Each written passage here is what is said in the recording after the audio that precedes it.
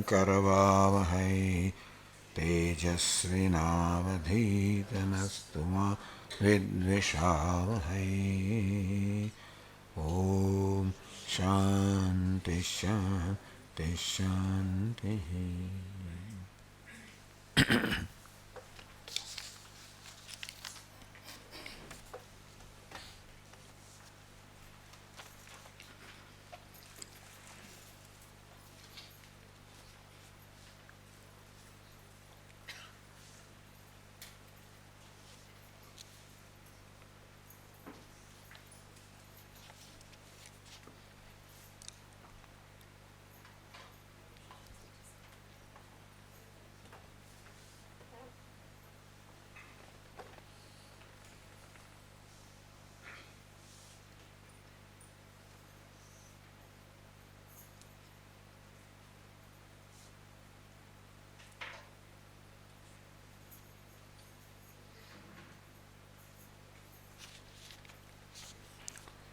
Swamiji mentioned non-duality is total inclusiveness.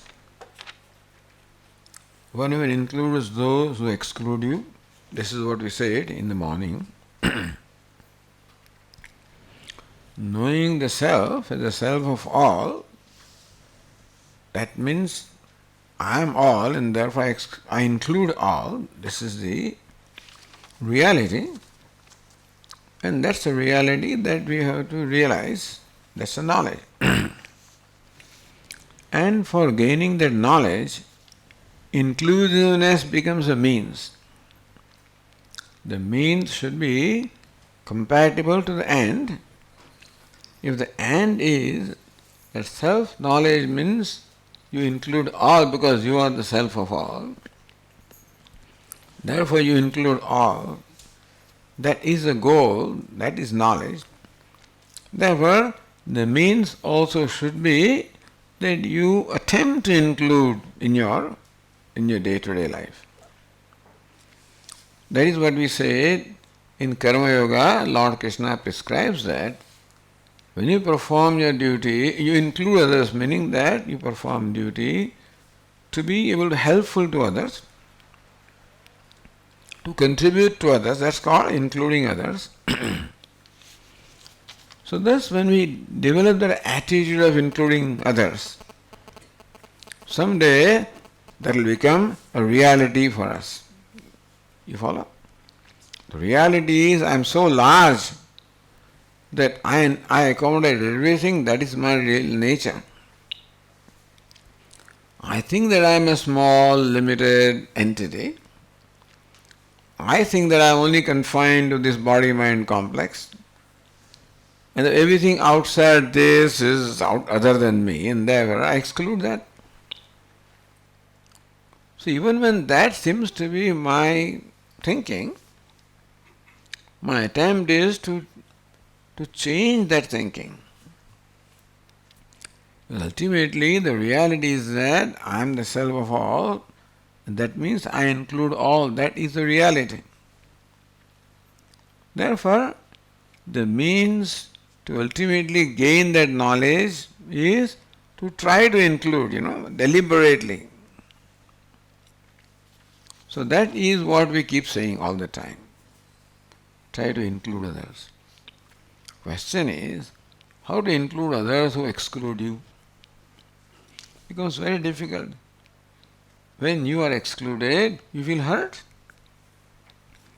When you are hurt, how do you include others? It is difficult. But then, when do we exclude others? If we look at our own self, when do we include others? When we are generous, large-hearted. When do we exclude others? When we are narrow-minded, small-minded. And when I am small-minded, then I am not happy with myself. Understand?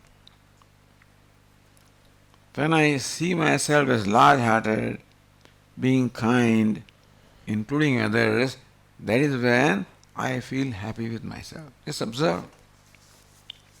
When do I like myself? When I love others, and what is love others? Include others.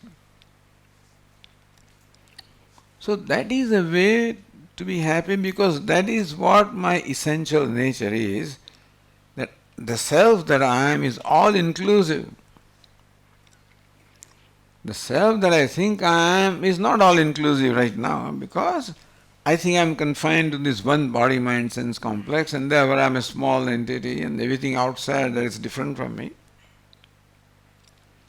But in reality, my dimension is what? All inclusive. So therefore including others becomes a value. You follow? Ahimsa or non-violence is my nature.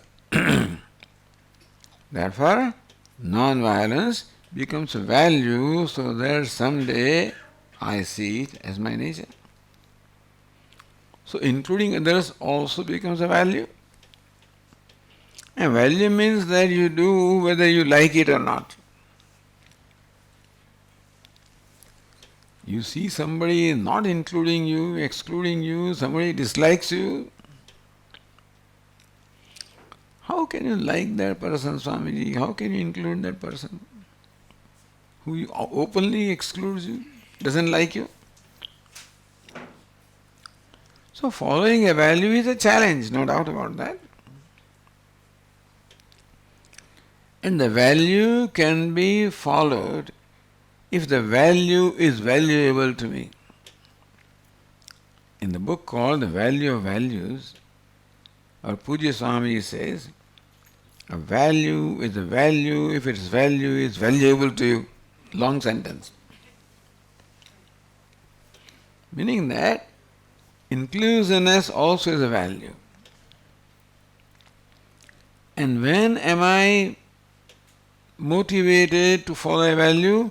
When that value is valuable to me. Meaning that there is a benefit for me when I follow that value. There's an advantage. Including others is not merely obliging others, but by including others, I stand to gain benefit. If I see that fact, then only that inclusiveness will become a value. So we should recognize the value of value. To include is a value. How is it valuable to me? When can I include somebody? When I become larger than what I am. As I am a small-minded person, cannot include. To include you meaning that to be able to let go things that I may not like about you. We have no difficulty in including those whom we like. Problem is when I do not like somebody, then how can I include? So that is where it becomes a value, that even if I do not like, since inclusion is a value which benefits me, therefore I should do it. So inclusiveness is a value when that becomes valuable to me. That makes me large-hearted.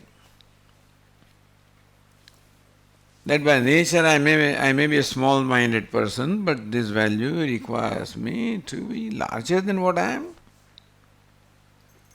And there is nothing to be lost in being larger, there is always something to gain in being larger than what I am.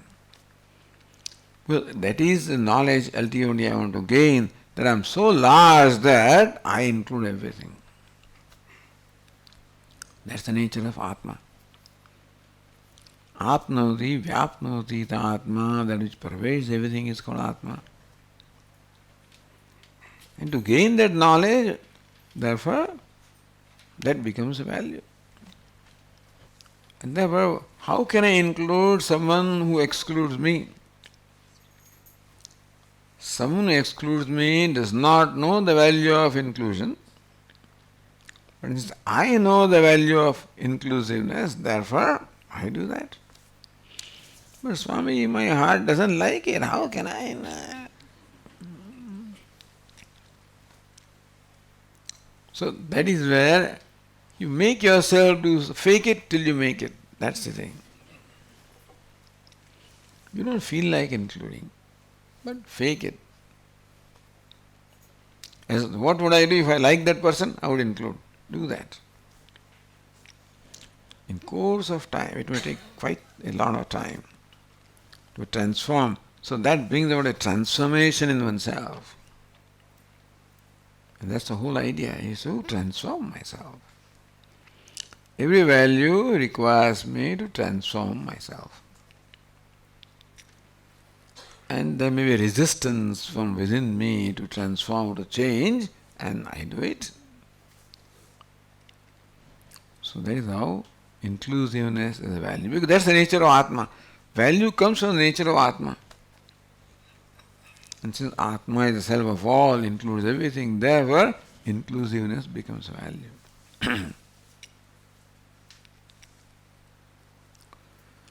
And there are challenges coming from my own self. There are no challenges out there. Challenges basically come from myself because that person does not cooperate with me, therefore my mind doesn't. That's the challenge that I have from myself. So I have to overcome that. Difficult, but beneficial. And that is why it becomes a value.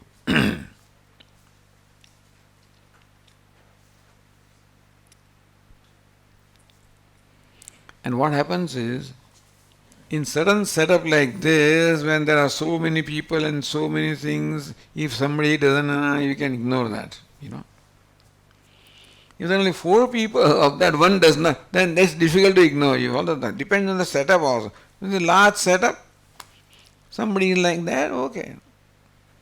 In a small setup, that one becomes like 30% or something. Then its impact is more. In the family setup, there may be 3 or 4 people. And if someone doesn't like you, it becomes more difficult than if there are 200 people and someone doesn't like you. You can just exclude that and ignore that. Because there are many other things to think about. So I appreciate that, but anyway, we have to try. Recognize that when somebody does not include you, there is a problem with that person. Just as when I don't include somebody, I have a problem with myself. That I am not able to accommodate. I am not able to become large-hearted enough to accommodate. I am not generous enough. So lack of generosity, lack of large-heartedness is my problem.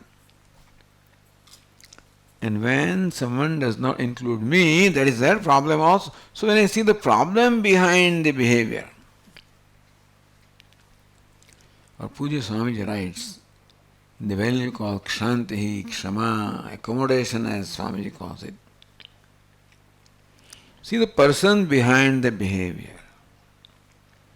Responding to behavior is one thing, responding to person behind the behavior is another thing. Behavior is unpleasant. Behavior is aggressive, let us say aggressive. The person who is behaving that way is a person in pain. Out of pain only someone behaves like that. No, Swami, I don't see any pain. They are aggressive. Maybe pain may be deeper inside. But if I am happy, I will always include. Happy person includes everybody. When you are happy, you never dislike somebody. So, disliking means unhappiness. That's a problem. If you see that person in problem, maybe it may be possible for us to be larger and include them. See the person behind the behavior. So, that's a practical problem in interacting with people.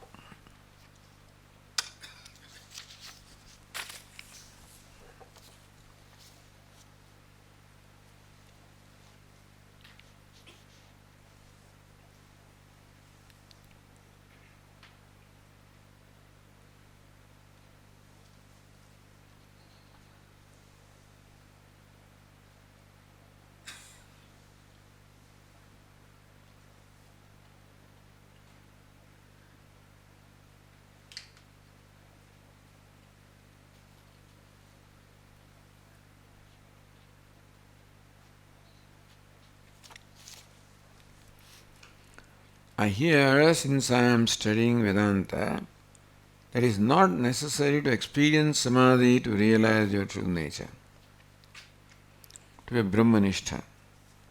Still, I wonder if there is a point, a specific moment where one is becoming a jnani, or if it is coming progressively.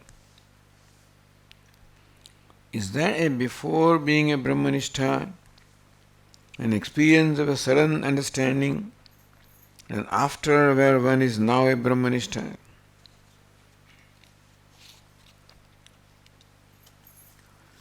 Generally speaking, we can say that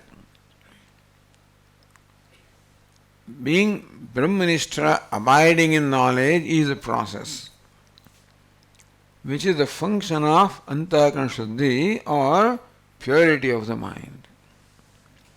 As the mind becomes pure, your knowledge becomes clearer and also becomes more abiding.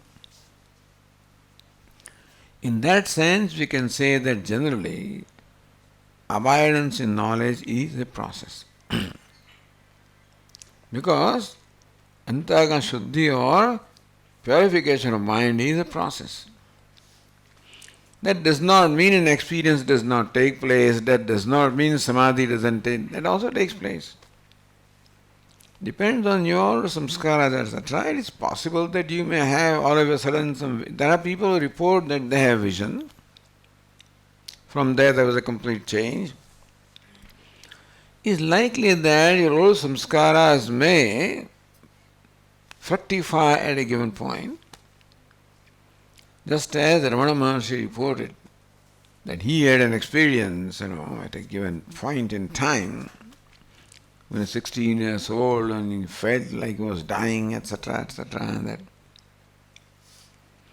So there are many people who reported an experience like that, which is not something new, which must be inherited from the past. But there are obstacles which is as though stifling or blocking that manifestation of your past samskaras. And when that obstacle is exhausted, the samskaras become manifest. So in case of Ramana Maharshi also, when he reports that he had a sudden realization, we would think that it is the manifestation of his past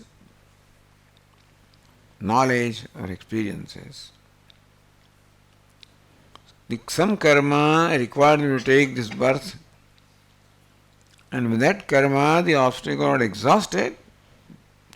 This is what Lord Krishna describes in the 6th chapter of the Gita. Says Lord Krishna that Nahi kalyana krit kaschit durgatim tad gacchati. Here Arjuna, one who has done kalyanam, meaning led the path of bhakti, shraddha, he never suffers a loss. And therefore inherit the same knowledge in the next birth also. And then again gets connection with that same thing, meaning that he starts here from point where he ended in the past birth. There would be some karma which came in the way of immediate connection. But once that obstacle is exhausted, he gets connected to the past. That's the case with all of us, by the way. That we should not imagine that this study of Vedanta may have been started at a point in time. But still, whatever knowledge we have, whatever clarity we have, whatever purity we have, is a process, there is an ongoing process from the past. And then we get connected to that. And so, therefore it is possible that there can be an experience, like not of something that was not there, something that was there, and that becomes manifest. So it can be there. Looks like the Vedanta teachers seem to discard experience. That experience is one thing, knowledge is another thing. We don't deny that. But then the knowledge that you have, which was obstacle, because of some obstacle not evident, can become manifest.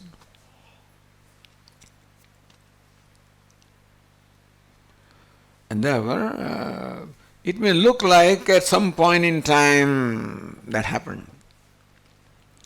But it may not happen at some point in time only in this lifetime. It is an ongoing process.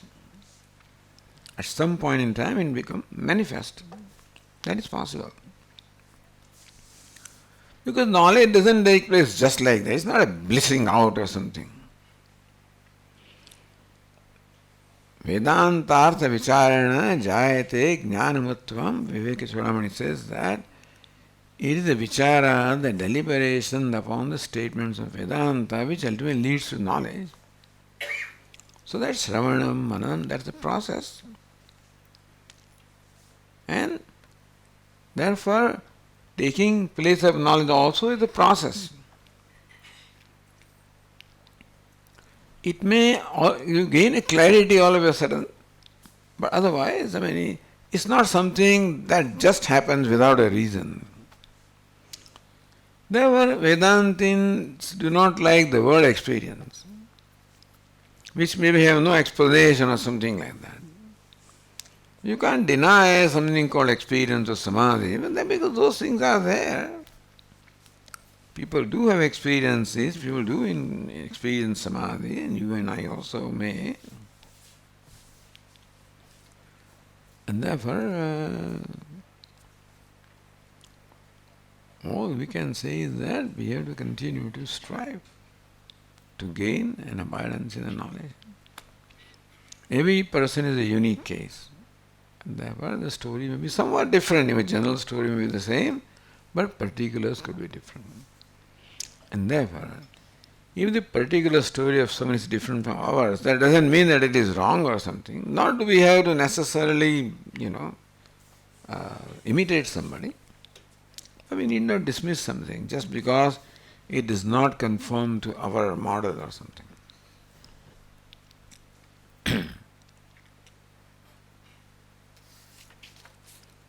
Have I answered the question of this person?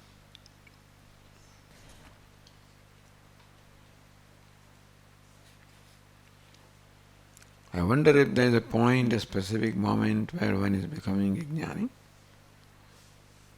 But as I said, that it can happen there because of the obstacle being removed, that you may be connected with your past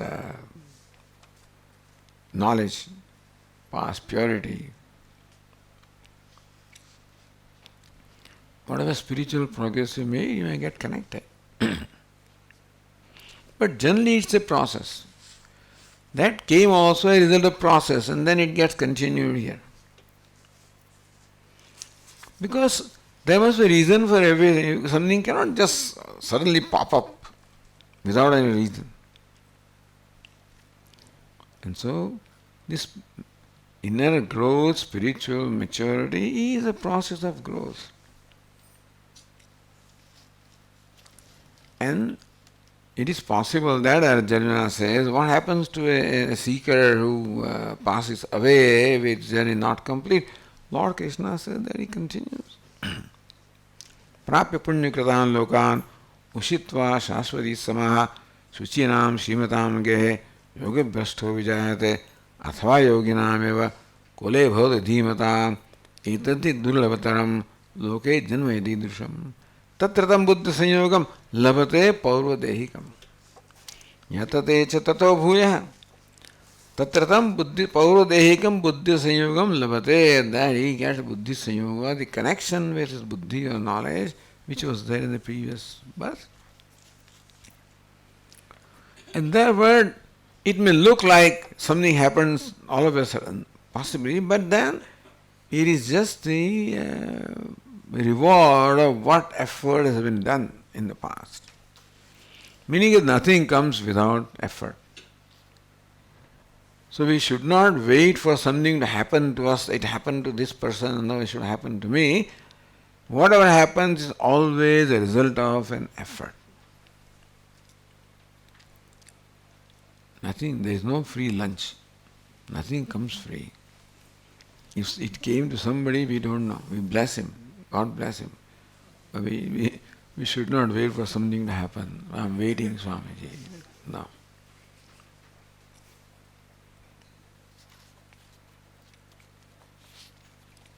So being Brahmanistha is a process.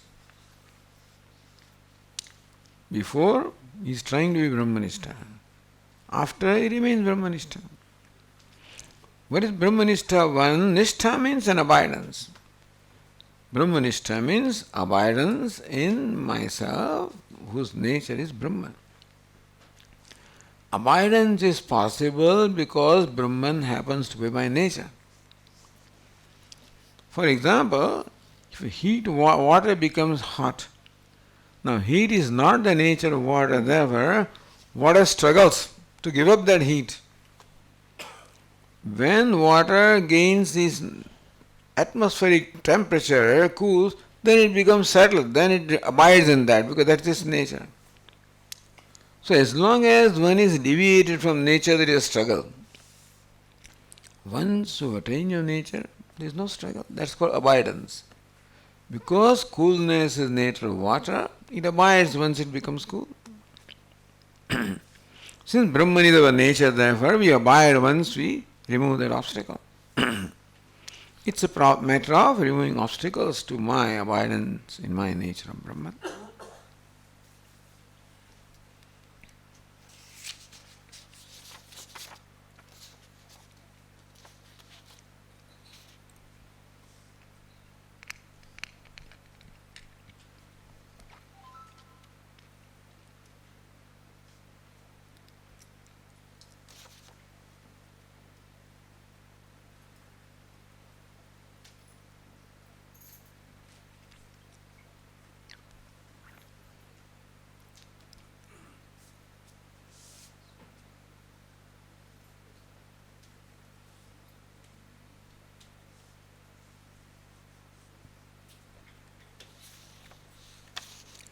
You explained today that the Chandogya Upanishad is the only one talking this much about Upasana. Of the major Upanishads that we study, Ishavasya doesn't have Upasana, Que Ans Upanishad, Kathopanishad little bit, Prashnopanishad somewhat, Prashnopanishad has some, Mandokopanishad little bit, Mandukya, no Upasana, Taittiriya some, Aitareya almost no upasanas. Even Brihadaranyaka very few upasanas. Chandogya. So that is why there is no big statement here. This is just an observation. That doesn't mean that I have studied 360 Upanishads and I know that, that's not the point. But Upanishads that we are normally studying, in them, this Chandogya has a distinction that it has so many chapters devoted to Upasana. And there is no Upanishad as large as Chandogya anywhere. Those are all shorter Upanishads. So even if they are Upasana, they are not going to be as much as there is in Chandogya. Are you referring only to the major Upanishads studied in Vedanta, or are you including a lot other major Upanishads that we study in Vedanta? There are others. And there are long Upanishads also like Maitreya Upanishad, etc., etc.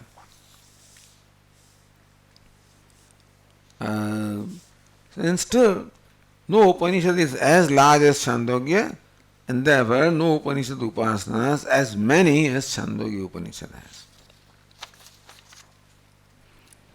In your research you find something, then I will withdraw the statement, But this is my general observation, but I don't insist upon. Also, why those other Upanishads are not studied in Vedanta? Are they not pointing to the same truth? How many things can you study? There is no end to study.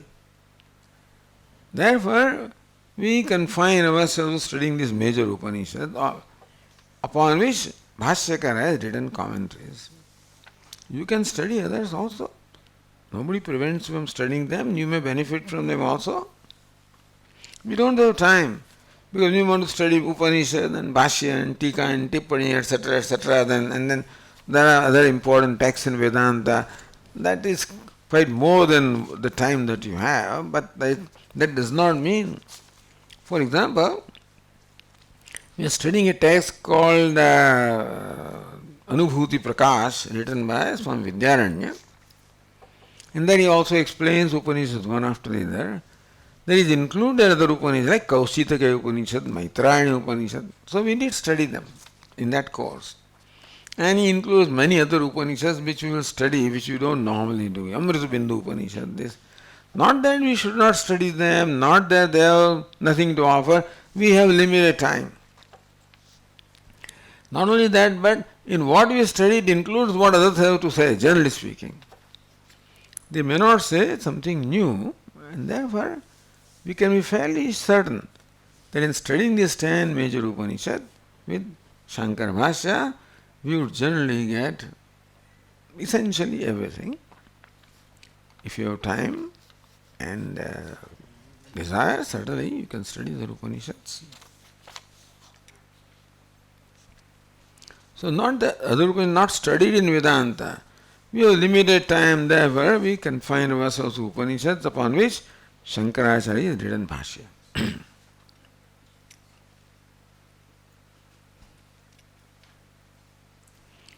It is said in this parampara that only knowledge can free you from ignorance. But is it not Tantra also have its roots in the Upanishad and uses different approaches? Yoga also has a root in Upanishads. Tantra, everything will find its root in the Vedas, all traditions in that. But then you have to follow those particular things and that disciplines, etc. And there are more processes. This knowledge here that we are talking about is the inquiring into the meaning of the statements of Upanishads. Vedantartha vicharena jayate. So by vichara, by deliberation upon the statements of Vedanta or Upanishads, the knowledge takes place. We are not disputing the other processes. The Tantra cannot do this, other cannot do that. You cannot try everything, and so this is simplest things in my opinion, is deliberation, studying, contemplating upon the statements of Vedanta. But that depends upon different personalities. Some are, they have inclination for yoga, some others yoga or tantra, etc. Inclination. You are born with some inclinations, and therefore you may find yourself more comfortable there. So, for people like us who have this inclination, I think Vedanta is the best. That's all I can say.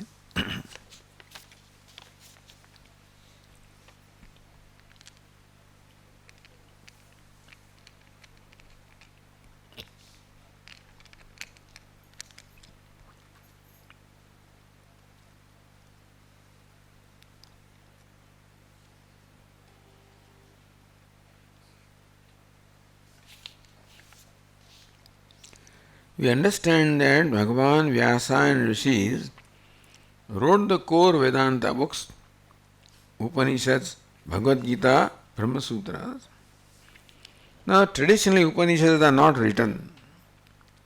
Upanishads are a part of Veda and they are revealed to the sages, not written by the Rishis. Bhagavad Gita is not written, but then it is taught by Lord Krishna, so it is emerged from the heart of Lord Krishna. Brahma Sutras are written by Bhagavan Vedavyasa. There are great teachers like Dakshinamurti, Lord Vishnu and Brahmaji. Among them, who is the first teacher? Is Brahma the first teacher, Vishnu the first teacher, Shivaji the first teacher? Depends on whom you ask. Narayanam, Padmabhavam, Vasishtam, Shaktim, that traces Narayana as the first one. Sadashiva Samarambam Shankaracha. That traces Sadashiva. No Brahmadibhyo Brahma Vidya Sampradaya Kartrubhyah traces to Brahmaji. And so different traditions trace the first teacher to either Lord Vishnu, Lord Brahma, Lord Shiva. So who is the greatest? They are all one. Because they are nothing but all manifestation of Paramatma. So we don't rank them, who is the first one and second one and third one. Who is ranked as the greatest teacher? Are all these teachers both Saguna and Nirguna teachers? Who is the first teacher? Some of the questions never arose in me, and that is why sometimes I don't have answers. Some questions did not arise in me at all. The first teacher and greatest teacher, and higher and lower, I couldn't care. It did not matter to me who is first and who is second, who is bigger and who is smaller, unless you think that I can only study from the bigger one and not the smaller one. So I don't know why these questions arise in you and what does it matter. So study whatever that we are exposed to, that's the best. Any other question?